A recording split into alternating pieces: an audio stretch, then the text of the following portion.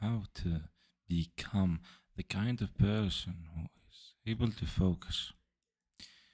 Because, damn, because focus is the thing that is going to be between you going from point A to point Z. There is a lot of things here in between, but focus is the main important one. There is knowledge, and there is, for instance, systems of infrastructure and so on. They're all here, but focus is the most important part because first you cannot learn, and second you cannot change.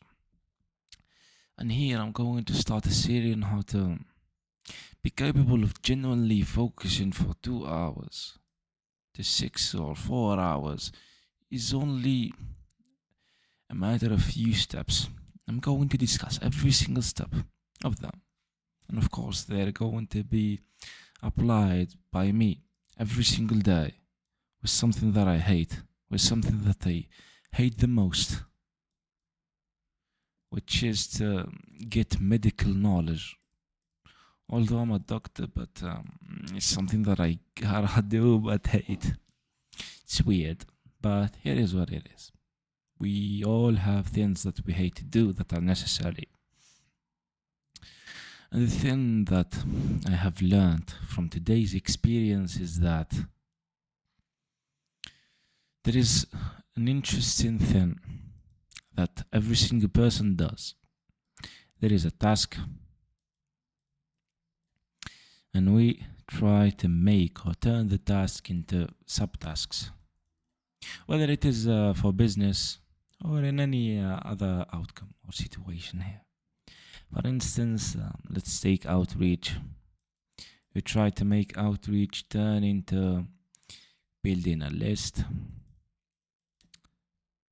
segmenting it, first line, copy, put it in the software, and sending it. And by doing that, you're giving your brain the ability to just do one and then stop.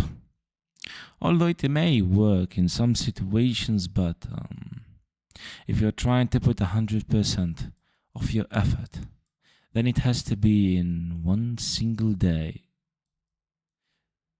Always remember, your brain is unable to distinguish the difference between now, the version of you, and the version of tomorrow. It's two different people for him, and you gotta understand that. So if you were able to start doing one single segmented task here or one single subtask, then you gotta do the next and the next and the next and the next. In the last video, we have discussed that the inexistence of desire for you to do something stems from the fact that you are motivated in the wrong direction. And this kind of motivation in the wrong direction leads you to procrastinate and so on. The solution is to be bored. And you gotta know that. It is simple, it is boring, just like the solution, but it works.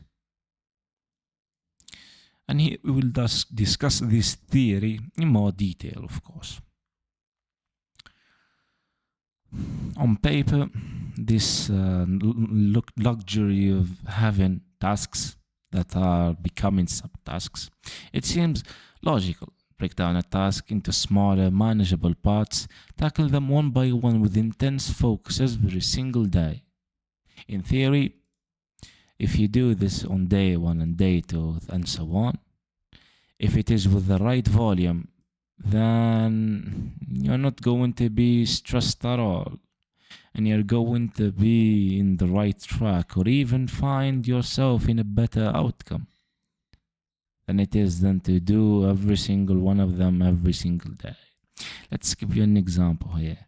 You're trying to send 50 emails a day.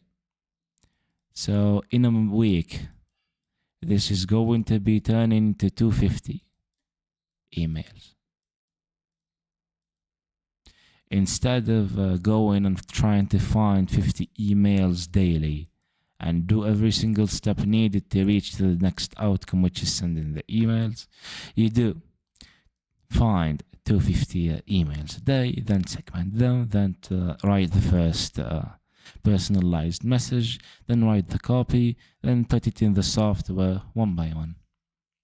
It seems logical that this situation is going to be the best because you're focused on one single task that leads you to the end, if stacked correctly.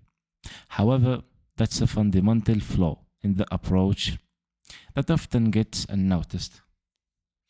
Each day, as I said earlier, you are a different version of yourself. You're an energy level, the tools that you have, the mental bandwidth, your sleep affects you too. And also, all are going to be put into the same pot to making it extremely and incredibly hard to put the same effort that you have did or that you did put yesterday. So on day one, you could be capable of creating 50 to 50 emails. But on day two, you will be a little bit tired because various outcomes or various things that may affect the outcome of yours lead you to having lower outcome. And then there is another issue on the next day that will make you unable to send more DMs or emails, that will make it that only 150 are going to work, then 100, then 60. So to make you capable of visualizing it, let's say that on the first day you were able to find 250 emails. And then on the next day you were able to segment 200 emails only. On the next day, let's say that you were capable of creating the first line to 250 people. And then you created the copy for the personalized copy for only 100 people out of the 250, and which will lead you to only sending 100 cold DM or cold email in just a week, where your goal was for you to send 250. And I hope that the message is clear, even though I know that my explanation was messy a little bit here. You just have to think of it as every single day there are a lot of variables that can hinder your success. You can overshoot and undershoot, but it's hard for you to be in the middle. One simple situation that we can solve this is to overshoot. Always aim higher. So if we are fucked in the other parts and the other days, we can adjust and find ourselves in the middle. But this is not how we do things here. Even if you manage to be hyper focused on one day, as I wrote here, the next day you're essentially starting from scratch. You have to go through the process of refocusing and regaining that level of concentration over again. If you have read the book of Hyperfocus or the book of Deep Work, of course you have read them, you will realize that the fact that you are refocusing is also a problematic part. Refocusing each day instead of you being able to achieve the whole task, you just refocused again and again and again. And the job is going to be hardly done. Not only is this constant need of refocusing mentally draining, but it also leaves room for procrastination, distraction, and for you to say that, well, you can do it tomorrow. It's an easy task. It's a subtask. It's not a big task that they can just leave alone and then suffer because they didn't do it. But rather you would look at it and say, it's easy, I can do it tomorrow. Let's just rest. As you can see here, with the system that I'm going to show you, it's the same system that we use for our clients to make them a lot of shit ton of money. And it is the main offer. Let's look at the situation here. We have many tasks that needs to be done. Mechanism 1, 2, 3, 4. and so on. And in each mechanism, if we look at it as a task, we will find that there are subtasks. And each subtask, we will find that there are sub-subtasks and so on. So we can look at these subtasks as tasks on their own. And these parts are the subtasks.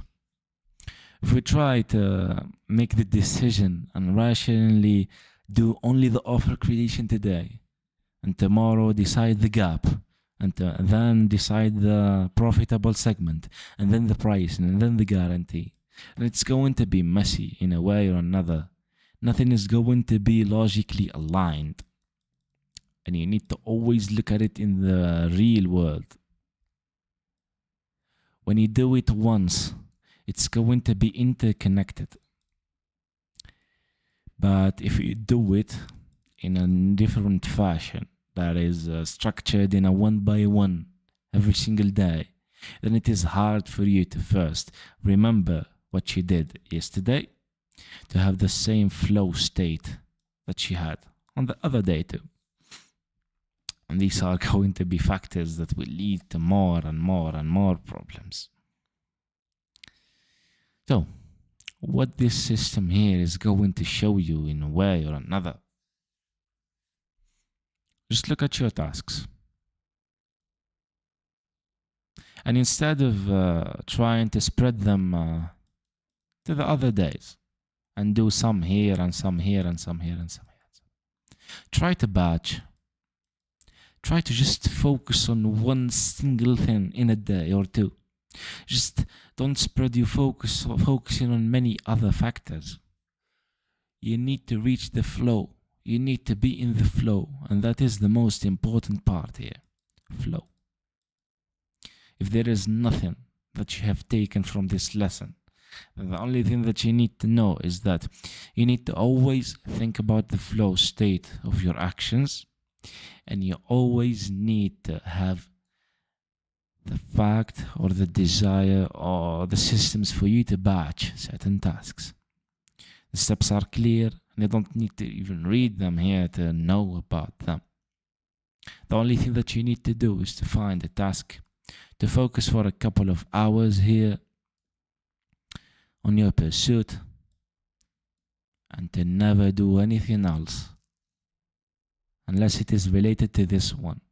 Your brain needs to be thinking and focusing only on that task or on the other parts of it.